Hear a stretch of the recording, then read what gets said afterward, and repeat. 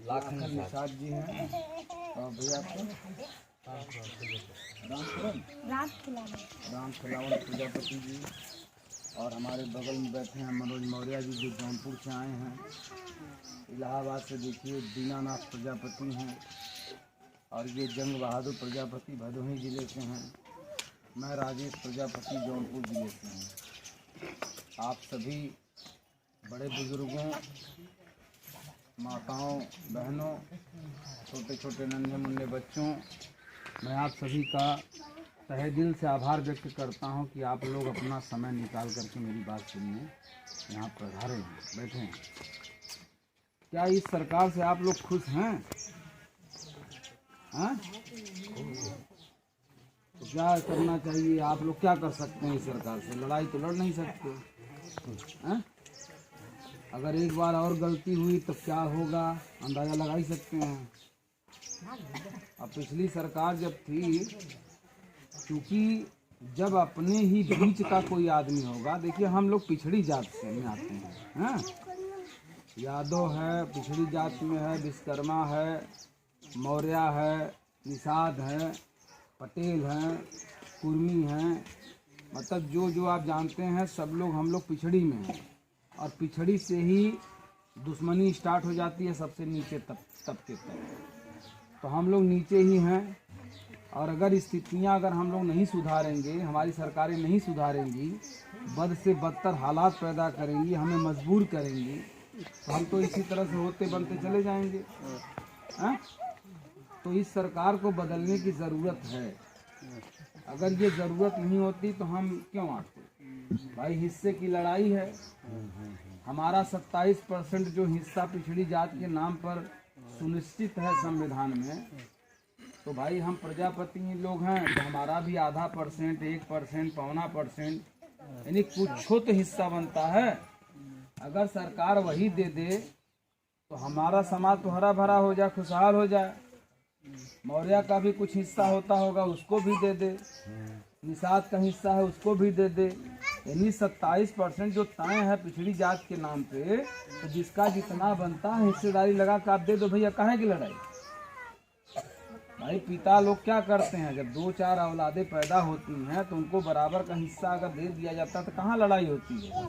और जब छोड़ के जाते हैं, नहीं देना चाहते, तो वह बाद में जो मजबूत होता है, जो थोड़ा कमज़ोर मानसिकता का होता है, उसको बहका के, उसको ठग के, उसको यहाँ वहाँ घेराबंदी करके, डरा के, धमका के कुछ लोग ज़्यादा हड़प लेते हैं।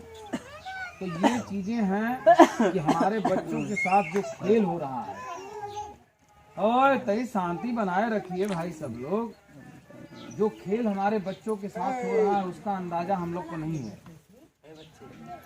हम लोग को इसका अंदाज़ा लगाना होगा कि जो हम पुत्र के लिए परेशान हैं, अपने बच्चों के चेहरे पर जो मुस्कान देखना चाहते हैं, अगर इस तरह से संघर्ष होता रहेगा तो हम शायद अपने चेहरे पर मुस्कान नहीं ला पाएंगे, तो उनके कहाँ से लाएंगे। और ये सरकार रात दिन इसी पॉलिसी में लगी हुई है कि कैसे आपको निचोड़ लिया जाए और अपने बच्चों का भविष्य को बढ़िया सा बना लिया जाए। ये सरकार पूरी तरह से लगान, टैक्स, कर वसूल लेना चाहती है। आप लोगों ने एक पिक्चर देखी थी लगान, देखी थी कि नहीं? अरे आमिर खान की जो लगान पिक्चर है, इसमें क्रिकेट का एक रख करके अंग्रेज ने कहा कि अगर तुम हमको क्रिकेट में हरा दोगे तो हम पूरा लगान माफ कर देंगे। जिस चीज़ की काबिलियत नहीं थी हमारे लोगों में, उस खेल के लिए उसने आमंत्रित कर दिया। और कहाँ कहाँ से लोग आए, कोई लूला लंगड़ा था, कोई ऐसा अछूत था, इसके बावजूद भी लोगों ने पूरा प्रयास किया अंग्रेजों को हराने का। और बहुत आखिरी अपने शरीर की आखिरी ताकत झोंक करके तब जा करके हराया, और कई सालों का पिछला लगान माफ करके अंग्रेज यहाँ से चला गया। तो ये लगान जो हमारे ऊपर ठोक रही है, आज इस सरकार के खजाने में 1 रुपया नहीं रह गया है, वो आपकी कहाँ से मदद करेगी? इसने तो पर व्यक्ति के ऊपर 6,000 रुपए से ज्यादा का कर्ज लाद दिया है। अब उबर पाना बहुत ही असंभव है। और अगर उबर सकता है कोई, तो अपने बीच का जो नेता है, जो अपनी जाति से आता है, अपने पिछड़ी से आता है, वो है श्री माननीय अखिलेश यादव जी। और पिछली सरकार में उन्होंने आपके लिए क्या नहीं किया बताइए ना। 100 नंबर की पुलिस उन्होंने दिया कि आप रात बिरात किसी भी ऐसे व्यक्ति से लड़ाई झगड़ा हो जाए जिससे आप क्षमता में न हो निपटने की, शांति मिल जाए, तो कम से कम फोन कर दे तो 10-15 मिनट में पुलिस पहुंच जाती थी। किसी की तबीयत खराब होती थी, गर्भवती महिलाएं परेशान होती थी, ऐसी स्थिति में रात बिरात किसी की गाड़ी पेट्रोल नहीं है तो कोई चलने को तैयार नहीं है, ऐसी स्थिति में उन्होंने ऐसी व्यवस्था बनाई कि आप एक फोन कर दो तुरंत आ जाए और गाड़ी आपके दरवाजे पर आ जाए। आज वही गाड़ियां हैं, ड्राइवर तनख्वाह के लिए रो रहा है, उसको डीजल नहीं मिल पा रही है। कोई ऐसा विभाग नहीं है जो खुश हो इस सरकार से। पता नहीं आप लोग दुखी हैं कि नहीं दुखी हैं, ये तो हम नहीं बता पाएंगे। तो ये सरकार जानते हैं किस तरह से काम कर रही है। पहले कहती है आओ फ्री में देखो इसको, ये तुम्हारे काम की चीज है, फ्री में ले जाओ।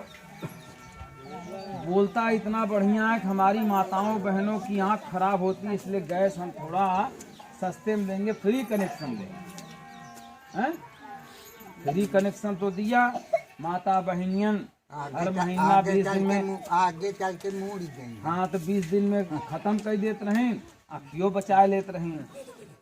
तो वो सब कहन अब तक इनका सबका अखिया बच गई, तलियावा आदमियन के जेबवा पे तई हम अटैक कर दें, तो कायदे से अटैक कर दिए भैया।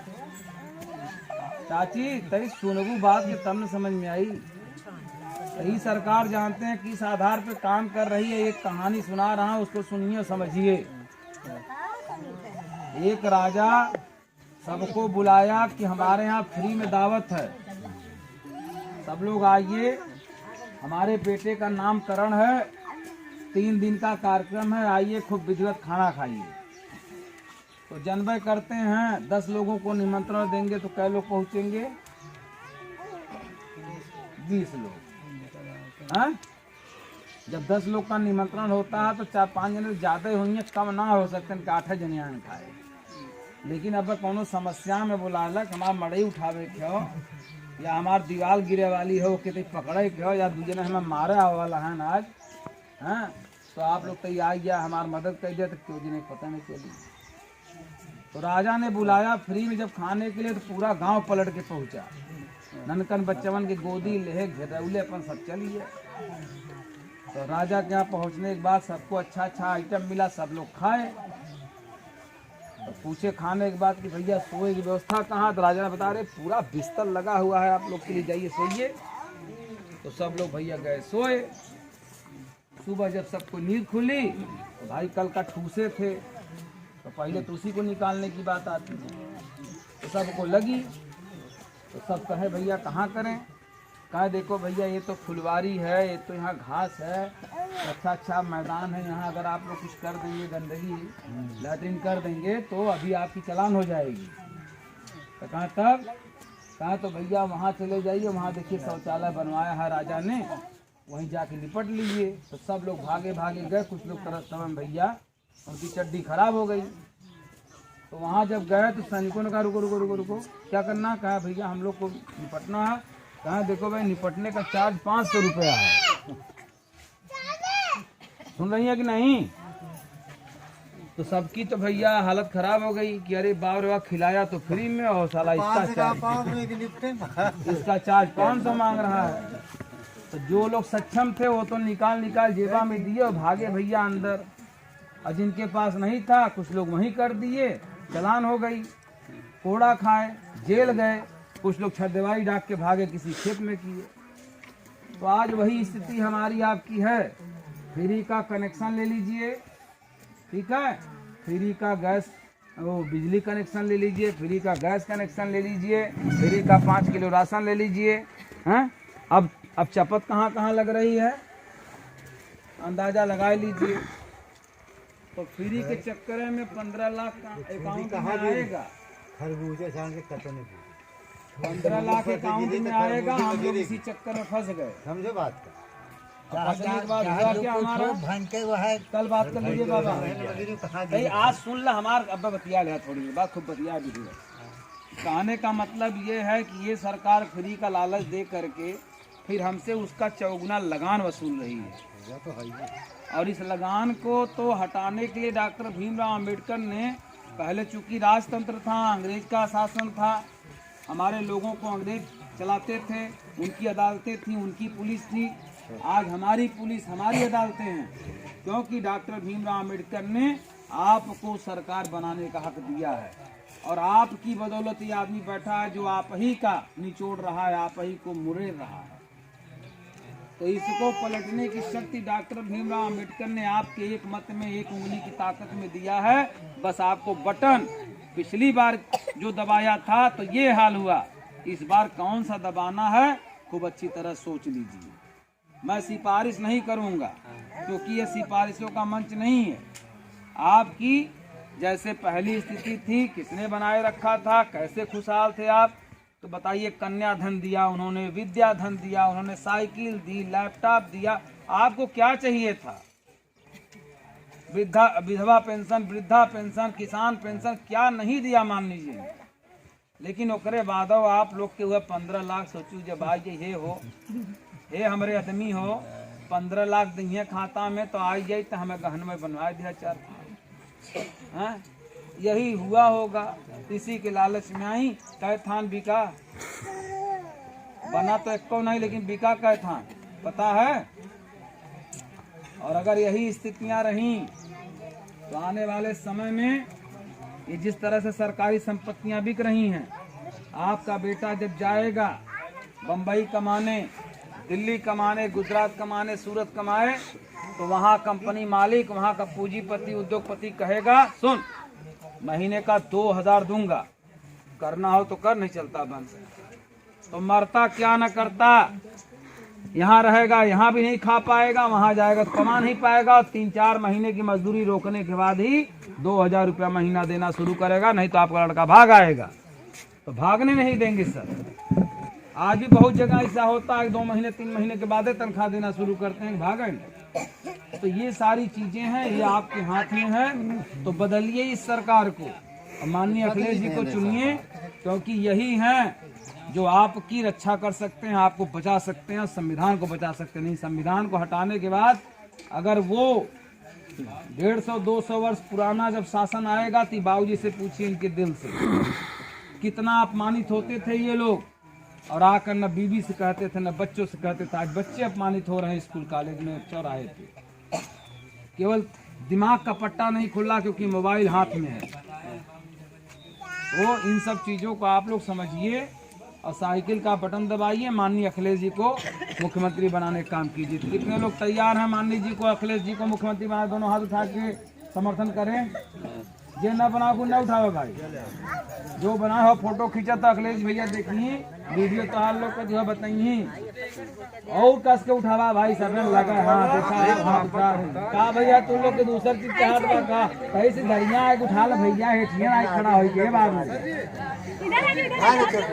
इधर आई जब आप। अरे यार फोटो वोटो आई तई बढ़िया।